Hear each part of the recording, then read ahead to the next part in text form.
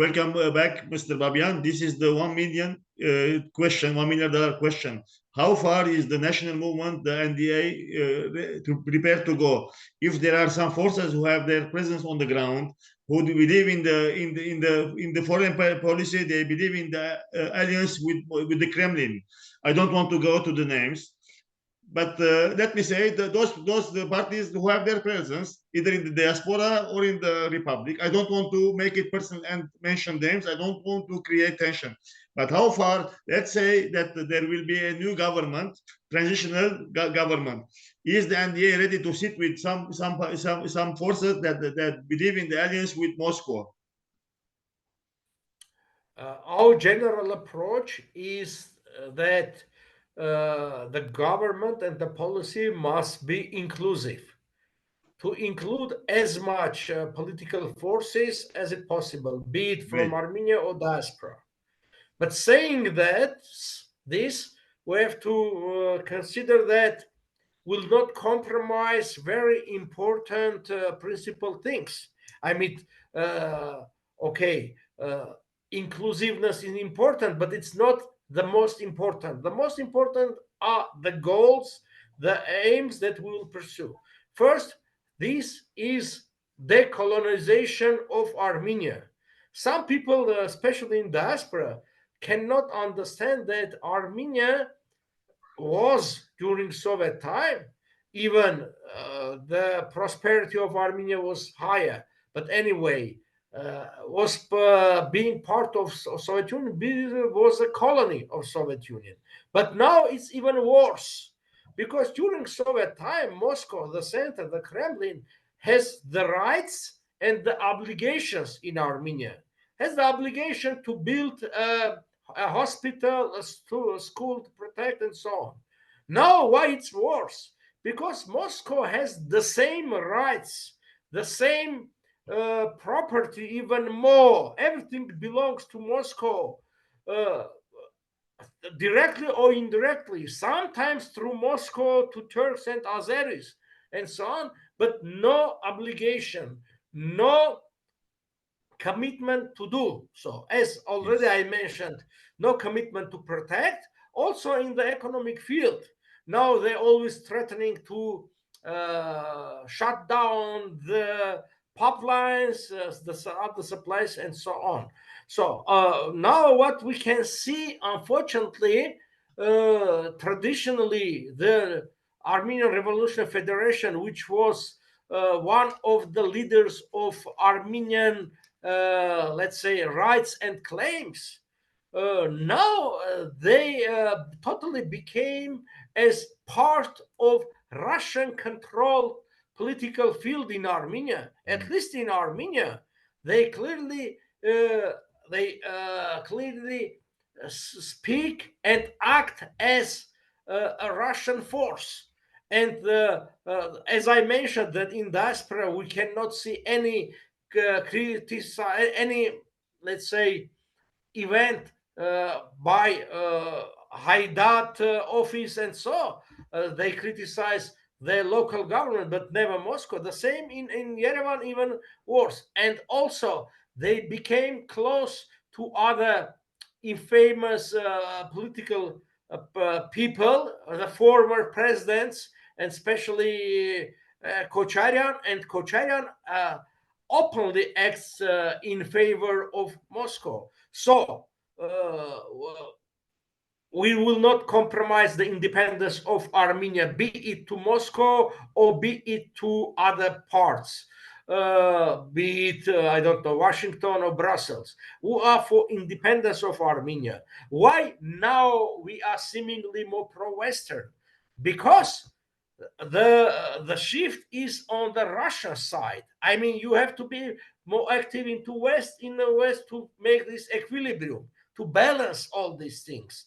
When we already mentioned that Armenia and Pashinyan, they are not pro-Western. How a country and authorities can be pro-Western when the gas network, the power network, the railroads, the borders, the cell phone networks, the main mines in Armenia, the main companies, everything belong to Russia. Yeah.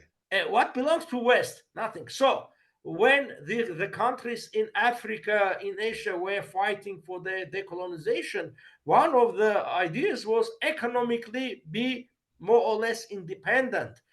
Because without economic basis, you cannot have uh, independence, political independence. And in Armenia, the situation even is worse because Armenia has also existential threats from the neighbors. And unfortunately, we do not see any support from Russia. When some people say, why you are against Russians, we are not against Russians. Exactly. Russia is against us. This is the problem. If Russia will protect Armenia, we will accept that. But when even they openly say that will not do this, Yes.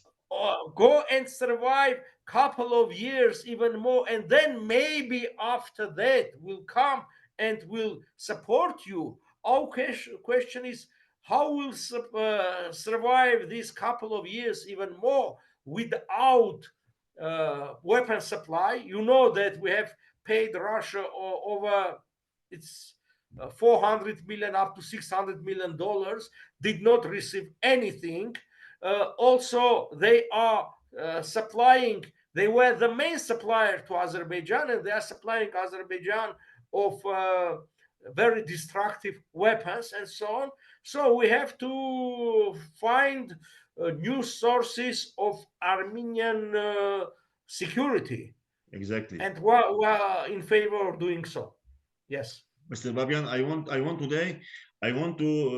want you to help me today because from the diaspora, I have heard so many ridiculing and mocking of the principles and the ideas of the national movement. People and the propaganda in the diaspora, believe me, it's very intense. They try to convince that the NDA is an utopian, romantic, non-realistic dreamer, nothing else, immature, and not fit for politics. One of the ideas is that the NDA is very controversial in his ideas. How come they march with the USA flag and next to it the Iranian flag, and these two forces are enemies? This is nonsense and absurd. There is nothing called enemies and hatred in politics. Politics is only interest and realism. Iran is a very cunning country, pragmatic, who knows its innocence. I want to mention that when the USA entered Iraq, I thought, because I was as a child then, that the Iranians will burn the ground and their allies to the USA. But the exact opposite happened. The Iranians were so smart and they cooperated with the USA forces, and they absolutely did nothing. Maybe one Shiite leader was Sadr, but the rest were silent. Those who had the powers were silent, and they reached power in Iraq.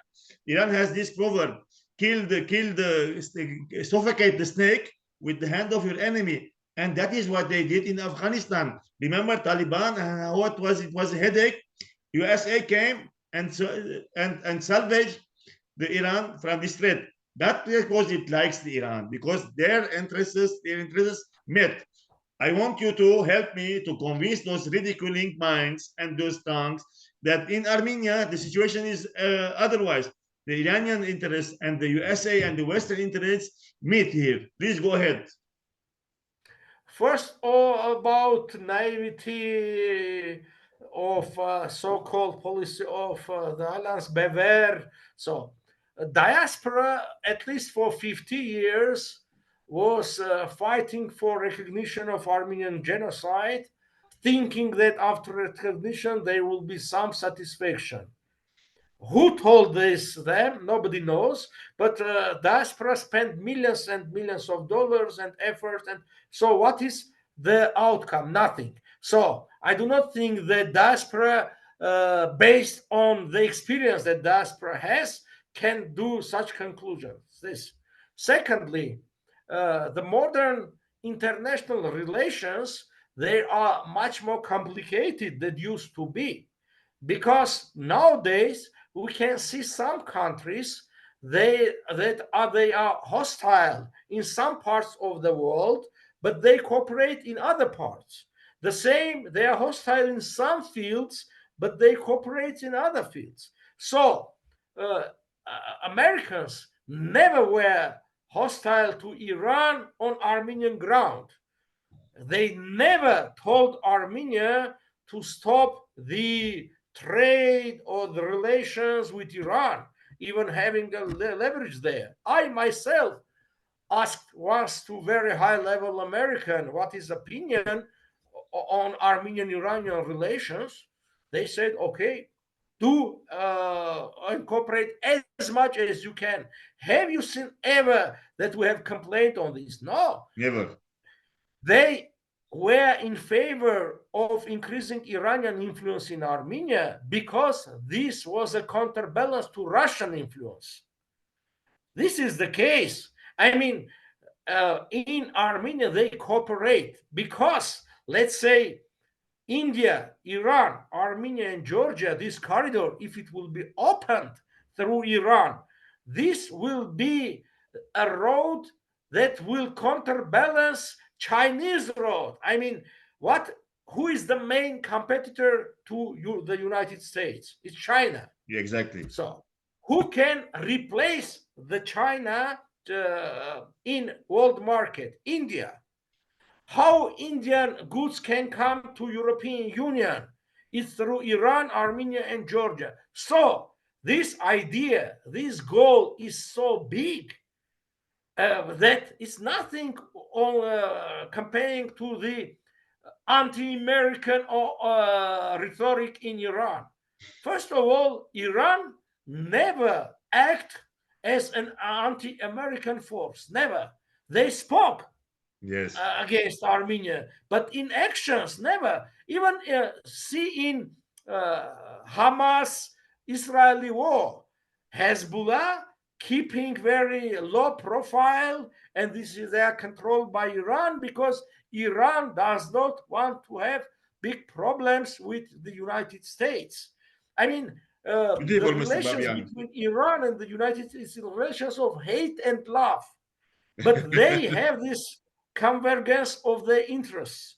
Yes. So when we are in the streets of Yerevan, we express our will and our vision why they think that Armenia cannot have good relations with the United States and with Iran. It can easily. There is no obstacle, not from Iranian side, not from US side. I had proposed after when Pashinyan became prime minister, because before that I had meetings with Americans and I met with Iranians, asking their opinion. What will be their opinion if Armenia will come out with a proposal to hold a meeting in Yerevan on Armenian soil between Iran and the United States? Because before that they were negotiating in Geneva, Swiss. By the way, they always negotiate with each other, they always met each other, they always sell and buy a lot of things, because Iran is important for United States to counterbalance Saudis, the same with the Taliban and a lot of other things. Also the United States, they are very important for Iran. I mean, if people think about and make their conclusion based on rhetoric, on articles in the newspapers, that is what they do. It's a wrong thing to do. As a former acting diplomat and also press secretary of Foreign Affairs Ministry, I will say that at least half of that we speak and we say, it's if not totally wrong, it's part of the reality. The rest we do not speak about, and if you do not speak about, they do not have the whole view of the picture of the situation. They cannot do the analysis, especially people being diaspora in Armenia who make their opinion just reading couple of articles. I spend all my day reading in English, in Russian, in Persian articles, watching very important programs, and the time is not enough for me. There is a lack always of knowledge. Yes, This is exactly. why people became more and more specialized to couple of countries. You cannot nowadays be as a specialist of the world relations. You have to focus on couple of countries, which I trying to do. And Iran, as a person who opened the Armenian embassy in Iran, as a person who was part of the team making the relations with Iran, and then head of the department of Iran, knowing all this, and also a person who before that worked in US and Canada department, and then also was an Armenian ambassador to Canada, which is almost next door to the United States. You can really understand what's going on.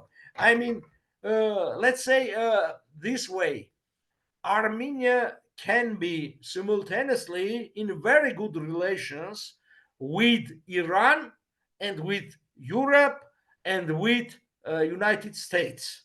There is no obstacle against this. Mr. Babian, thank you. You have explained to me very beautifully, and I allow me to give my testimony that when I came to Armenia, I was shocked because we have a very strong shortage of political minds and thinking, because their analysis is based on primitive and shallow efforts. But this is not the issue here. I want you also to explain, because this interview it was made especially in English, because I want to try to reach as many non-Armenians as possible, and try to counter with my modest abilities this vicious and wicked propaganda. They want to ridicule and represent and mock the NDA. Also, that it is very romantic, and they sometimes mock me. They say, go with the PVR now and start the war with Turkey to liberate Wilsonian lands. They don't want to understand that this is not what we propose. We are proposing merely a roadmap. We are not saying today that 3 years later we will get to Wilsonian Armenia. No, we are realistic and we are mature. But this is our roadmap, and this is the way we must. This is our path. Please go ahead. Frankly, I am surprised that there are such a speeches coming from diaspora, because for diaspora, for all traditional Armenian parties, our claims, our pahanjatirichun was the main road of the policy. Especially in Armenian Revolutionary Federation program, there is clear indication about Woodrow Wilson arbitral award. Yes. And it's still part of their, let's say, program. And when you put together some ideas, it does not mean, you mentioned rightfully, that the idea is fighting somebody. The idea is you have clearly to identify your goals, and based on this, as we are saying, to have some legal decisions, and based on the decision to negotiate and receive some concessions from Turkey. Let's say free transit passage through Turkey, demilitarization of the Wilsonian Armenian territory in Turkey, which will make Armenia more safe. Yes, exactly. Exterritorial investment rights there, which means the enlargement of the zone of Armenian economic activity, investing there but paying taxes to the Armenian government, and so on. But in order to negotiate, you have to create very strong position, the basis for negotiation, and then go Arguments. on. I mean, when you begin from the strong position, you give some concessions, you come out and reach to a joint point, acceptable point for both sides. Yes. But if you do not have this position, as unfortunately is doing Nikol Pashinyan, you will not receive anything, because in Armenian language, trade, RF tour is very interesting word, arnelieftal. You receive something and you give something, yeah? And negotiations, it's also RF2. You give something and you receive something. Otherwise, if you just ready to give everything, so why he will give something of that, for that, let's say. So the case is that, saying in this way, first of all, nobody will know what is romantic or not. In 1985, 86, independence of Armenia and the collapse of Soviet Union was the most romantic idea in the world. Yes. Nobody would agree at that time that Soviet will collapse and Armenia will become independent. All specialists, as a graduate of NATO Defense College, I will say in 89, when 72 students of that academy were asked, and they are high-ranking military or diplomatic personnel, they were asked, will you see in your lifetime reunification of Germany's? They, 72 out of 72 said, no, it is impossible because it's a romantic idea. Soviets had 1 million soldiers in Europe, 60,000 tanks, 28,000 nuclear missiles, and so on. So after a couple of years, Germany was unified. Yes. The most romantic idea became as reality. The same with the ideas of Armenia, strong and bigger and regaining the rights. Our idea is we have to be prepared, legally, psychologically, and so on. Mentally. Well, and also I would like to mention, okay, we are naive. And what about their policy? Also, Armenian Revolutionary Federation's policy of independence of Artsakh.